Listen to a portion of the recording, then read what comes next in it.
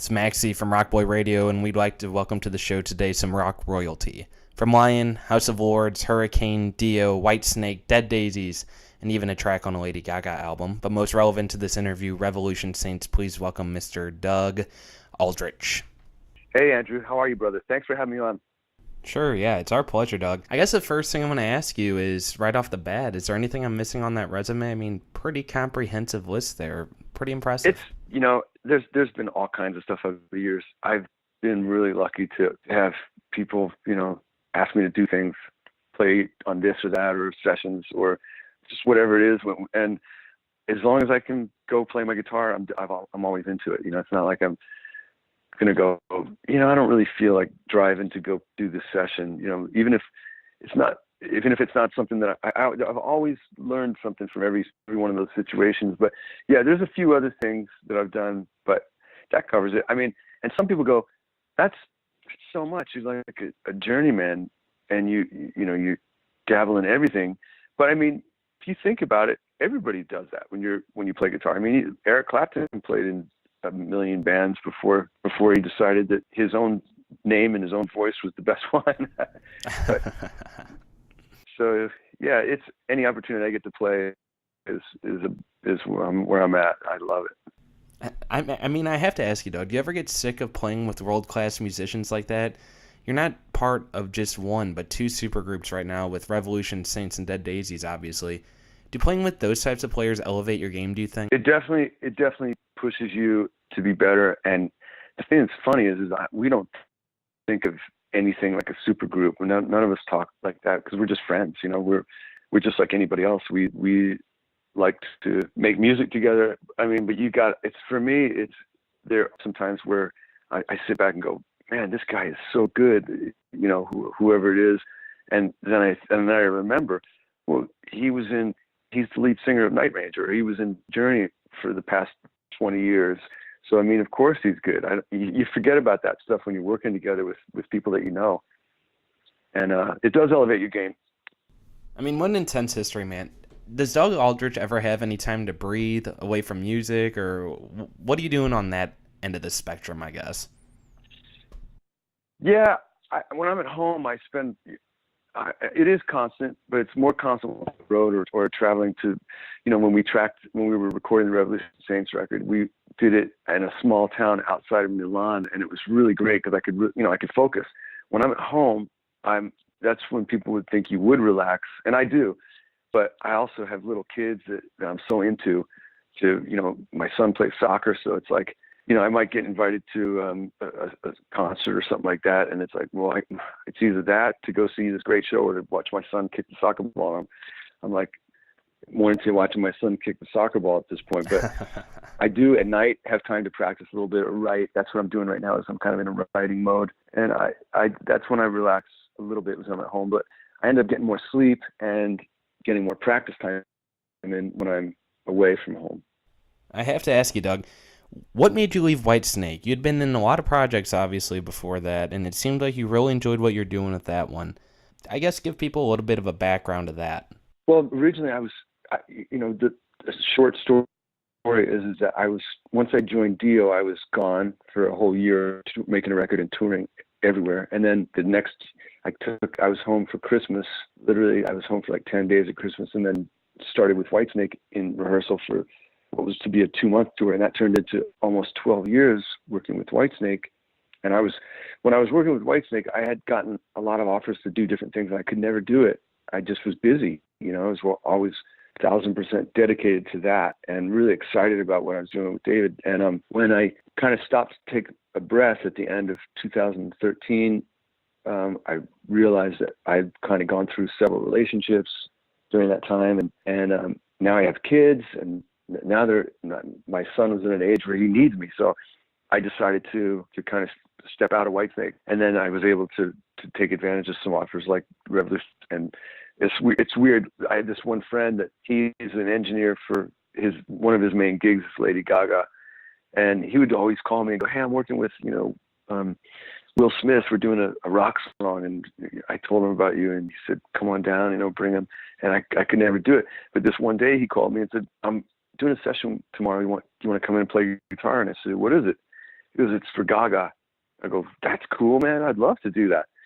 So I went in and did that, and it was a really great experience that I would not have been able to do. And so, yes, Revolution Saints, after leaving Whitesnake, I had a bunch of free time where I could focus on making that first record, and I was still staying home with the family, which was... I mean, that kind of had to be a rush for you. You know, that's one of the most popular artists in the world. What was recording like with her? Was it kind of a similar studio experience to some of these other bands you worked with, or was it its own unique thing there? That's funny you ask, because that was a crazy day that I said, what should I bring? And my friend said, just bring a couple of Marshalls and a Strat and a Les Paul. So I brought a gold top, and I brought I forget which Strat I brought, probably a single coil. I have a 69 Strat that I might have probably brought. And I was in there, we did the rhythm tracks, then we were kind of messing around with solos, and then she walked in and she was all dressed up, and she was gonna put a vocal on this thing and then do a presentation for the record company, because she really wanted to put a little edge on the record. So she was like, well, let me hear some solos. And I started, playing. She goes, but don't stop, play, so she wanted me to solo through the entire thing, which I did. She's like, come on, wail out. And in the end, all that stuff, none of that stuff was used. They used a little, pinch harmonic or something, but she liked it. And then she ended up singing the song right there in the control room. And then I actually sang backgrounds on it, on the original recording. I don't know what made it to the record, but she was super cool, and she had a great voice, and she was very intrigued by the Marshalls, the glowing. I had the back ends off of them, and the tubes were all lit up. She's like, hey, is it cool if I tweet a picture of that? And I was like, yeah, sure. That's awesome, man. And to be honest with you, I mean, we don't really get people on the show like that have played with the world's biggest pop stars. But to be honest, I was fanboying a little on this interview anyway. Cool. I mean, ever since I heard that first riff on Back on My Trail, I'd consider myself a huge Revolution Saints fan. How did that initial album come to be? And also, did you ever think you'd do a follow-up? It came to, well, first of all, Deen and I had been friends for a while because we had toured together and with Journey and Whitesnake, and we hit it off. He's just a great dude. And there was one day we were talking about tattoos. He was like, hey, I'm gonna have a tattoo party in my room. Come on over. And I went over and got a tattoo, and some other guys. And Deen was he's just a great dude. And so we hit it off. And I had met Jack a couple times where they Whitesnake on a couple things. And Jack is, he's a legend. And Deen had been on live DVD singing the lead vocal for a Journey song, Mother Father. Sure. And record company people saw it, and they said, this guy's amazing. Let's do a solo record with him.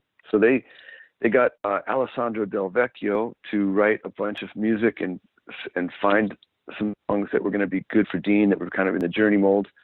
And then they said, Deen, who do you want to play it? And he asked me and Jack. And then they said, well, let's just make it a band then. And he was like, okay. So we took those original songs, and we kind of souped them up to how we thought they should be. And then that was how the first record came together, because it was Deen's voice that was, that they were wanting to feature. And the record did pretty good, and people liked it. And fortunately, but we just, schedule-wise, we couldn't get it together to do any dates. We were all over the place. I was out of Whitesnake, but I was more focused on family, and Deen was gone all the time with Journey, and Jack was out with Name Range all the time. So it didn't really work out. But I'll tell you a funny story about that first record, since you brought it up. Vegas doing this gig called Raiding the Rock Vault, and it was at the Las Vegas Hilton. And that's where Elvis had finished his career, on this particular stage where I was working. And it was a situation playing with friends, some other friends. And backstage, underneath the stage, there was a room where I was looking for a place to cut guitars, because I was living in the hotel with my family and playing these gigs at night, and just kind of digging that, being in one place for a while. But I needed to do the Revolution Saints record, so they said, well, we can use the old Elvis bar. And I was like, what's that? And I go in they open the door and go in this room, and there's this bar that just had a bunch of boxes in it and stuff. And it was underneath the stage directly. And there were two staircases leading down from the stage to this bar that had been closed off since Elvis wasn't there. They closed it off. But that's where I ended up building a studio and cutting the guitars in there, which is the place where Elvis would go hang out in between his songs. And he'd probably have all kinds of famous people down there partying and stuff. And Wow, you know, that's because awesome. with the Elvis show, he would walk off stage, and then the band would keep playing, and he'd walk back on with a new outfit. And you know, he who knows, he might have been hanging out with Frank Sinatra backstage or whatever. So I cut the guitars for that record, and it was really a great vibe. Dude, that's honestly incredible. Whenever you go into a recording studio with that much history, it kind of reminds me of, Lay's studio, wherever Rush did a lot of their, classic 80s albums that a lot of people will know that just kind of burned down not too long ago. Yeah. How does that make an impact to you, like that kind of history? Yeah, absolutely. You know, well, this was a situation where I was doing guitars by myself, and it was just nice to be in a place that I know had history. But you're right. The best situation, and the way that we did it on the new record is to record together in the studio, and that's what you're talking about. Rush. You think about the hours that those guys would be in that studio together and creating that stuff, and the studio gets to be like more your home than your home is, because you're there more. But yeah, I agree, man.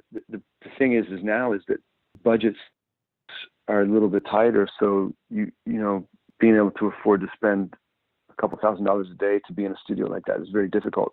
You can do it, but you got to do it quick.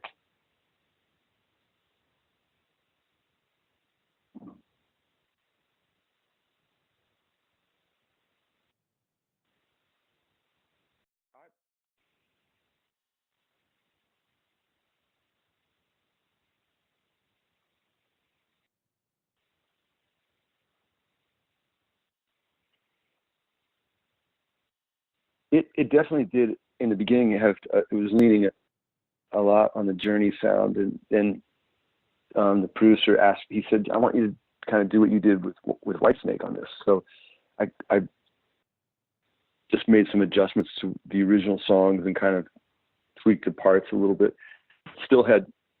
It was definitely a kind of leaning towards Journey, and Deen's voice has a lot to do with that too, because he's got his natural tone is very similar to Steve Perry. So I think you're right. On this record, I think the writing took a little bit of a turn away from that on Light in the Dark. We have some stuff that's in the same zone, like the title track Light in the Dark has some of that sound from the first record, and maybe it's a little more focused. And then we took some chances with some stuff like Freedom, where it's a little bit different musically and lyrically, takes a little bit out of that. But we are always going to have a little flavor of that Journey thing, just because the nature of Deen's voice is really got a Steve Perry flair, like early Steve Perry. For people who don't know Revolution Saints, Deen's vocal is it's unbelievable what he does. His tone is just so cool. I mean, for people that haven't heard Revolution Saints before, how would you describe your sound? I always thought you guys more of like a modern day, harder rocking Journey. You guys have huge hooks, big choruses, soaring vocals, Yeah, I know. all kind of reminiscent of Journey, but maybe that's just because of like Deen's vocals. Deen's vocals are definitely reminiscent of Steve Perry. Is that kind of the sound you guys aim for? I agree. He's a super talented cat, Deen. Both of these records, he's a real shining star on both of these records. I'm impressed with he had with, I don't know if you knew about it, but he had gone through a really difficult time a couple of years ago, and yeah, sure. He pulled himself up and focused on what he needed to fix and how he needed to make his situation better, and he'd done it all the way around, in every aspect of his life. And he's still in the same relationship with his fiancée, and they're better than ever. So we had done that first record. We never got a chance to tour on it. There wasn't really a plan to do a second record until we started to, till Deen was like, "Hey, if you hear of anything that might, you might want to do together, I'd love to do it." And somehow the record company got wind of it and said, "Why don't you guys think about doing another one?" Because even though we hadn't done a gig, there were still a lot of people that enjoyed that first record and would love to hear more, you know. And so we said, Oh, well, I was definitely happy. yeah, that's cool, man. Well, we appreciated the support that everybody gave us, and I was very proud of Deen, and I was excited to think about what we would do, and we started bouncing around ideas, and actually the song Freedom was initiated from Deen was playing guitar, and he sent me an MP3, and he had a whole bunch of riffs on there, all kinds of stuff, and I pulled a couple things off and started to work on songs. And I said, hey, one of those riffs is I was kind of inspired by doing a song kind of like In the Air Tonight by Phil Collins. Phil Collins. And yeah, we were looking for the Genesis drummer, not the Def Leppard guitarist.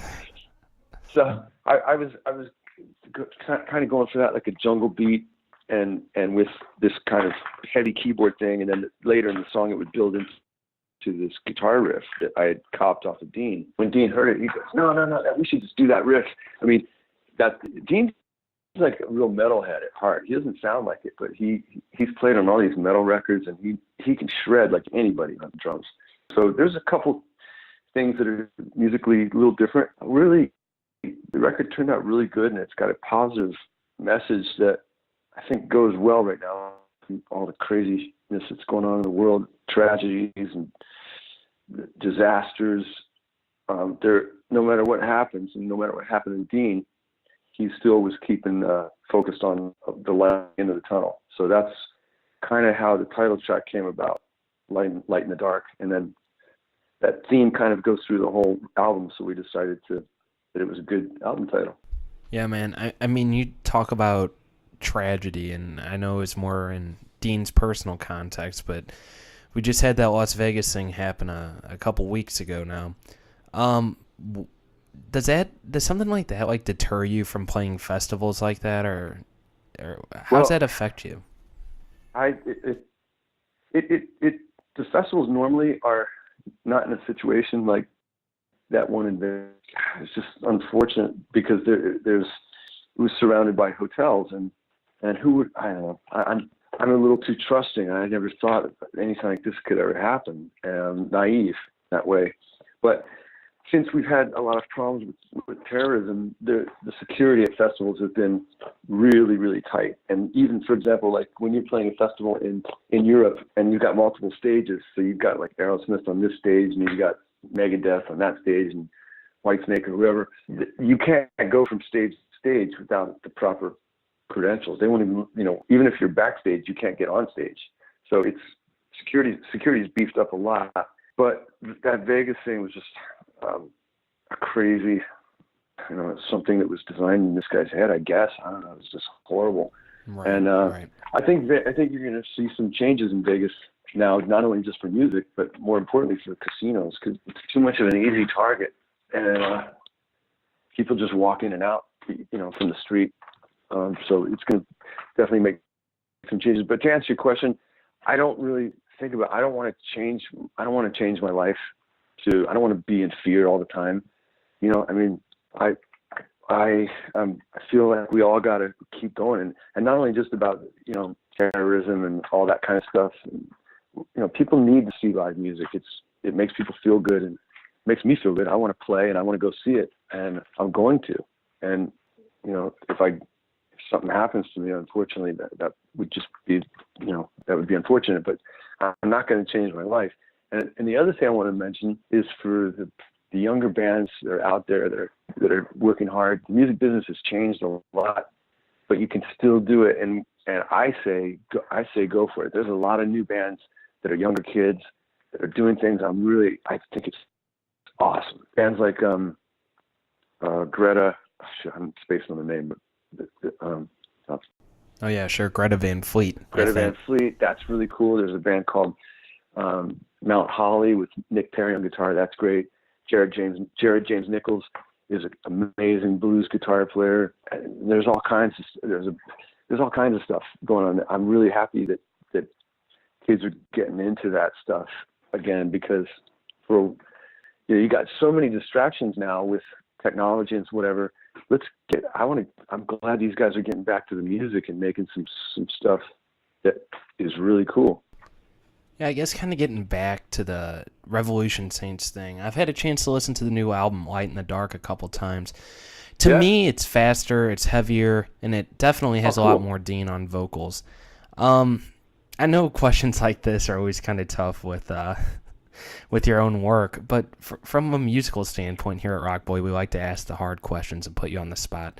If you had to choose your top 3 songs from Light in the Dark, what would they be? And why choose those? You're killing me, Andrew. Come on, dude. No, that's actually not the worst question. It's not the hardest one, but it changes. You know, I mean, I would say probably I really like that song "Ride On." Oh yeah, sure, a lot. Sure. It's just got a kick-ass vibe to it, and it sounds like a Revolution Saints song, but it's a little different too. I would say The Storm Inside I really like. It's kind of different. And Freedom. I really love Freedom. That's a different type of a song too. You know, that's so funny. Those would probably be my top 3 favorite too, and they're all 3 definite rockers. And I also like how you just responded with, it sounds like Revolution Saints, because that, to me, that shows that you guys are a little bit more invested than just a 1 or 2 album. And for people like me, that's great, because I definitely want to hear as much new music as possible. Well, I understand that, because we are invested in it, especially, you know, since it's the second one. We really, Deen and I talked about, you know, what we could do and how we could kick it off. We had gotten some great offers from the last tour. I think I might have mentioned it to you, but we had gotten some offers for the last tour and we couldn't, but just scheduling. But if we were able to get some offers, if the record does well and we get some offers, we'd love to do it. And Deen and I talked about some kind of charity stuff that would be really cool to do. You know, I would love to do anything for anything kids related to kids would be what my vote would be. But you know, anything would be good to as a start to get us actually out playing. We did do our first gig, so we popped our cherry in Italy earlier this year. We played a festival, and being our first gig, it was pretty good. It was like I was very surprised that you know, we pulled it off. First gigs are usually a disaster. That one was okay. I guess this is just kind of a general music type of question that I've always been curious about. When putting together a track listing, once everything is recorded, mastered, mixed, whatever, like how tough is it to place like a couple ballads in like an album that has 8, 9, 10 rockers on it? Like on this album, for example, Wouldn't Change a Thing is the 4th track. Why like the 4th? Is there a specific logic behind that? Is there reasoning? What is it? That's a good question. I think that it came down to Alessandro Del Vecchio had an idea of how he thought it should be, the album sequencing should go. He kind of threw some ideas to us, and we all said yay or nay or whatever. But sometimes with ballads, it's nice after you've been thrown down for 2 or 3 tracks, you know, give it a break and hit a ballad. And that ballad is really strong. It's really a really cool emotional song and a great song that was written by Richard Page. We didn't write it, but I think we did a really good version of it. It's one of those songs that you're either going to love it or you're going to, you know, for people who love melodic rock, they're probably going to love it. They're going to go, this is amazing. But for some people like that want a little more edge, they might say it's too pop, you know. But I really love it just because it's kind of a nice epic piece, and I was pretty happy with how the guitar solo turned out. Overall, I would say it's good for a listen. Kind of wrapping this thing up, Doug. We do this segment called Rapid Fire on RockBoy, and what we do is I just pepper you with quick questions. You hit me with the first thing that comes to your head. Yeah. Roth or Hagar? Roth. Chicago or New York style pizza? New York.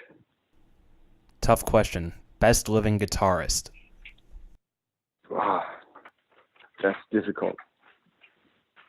Just say Jimmy Page. I don't know.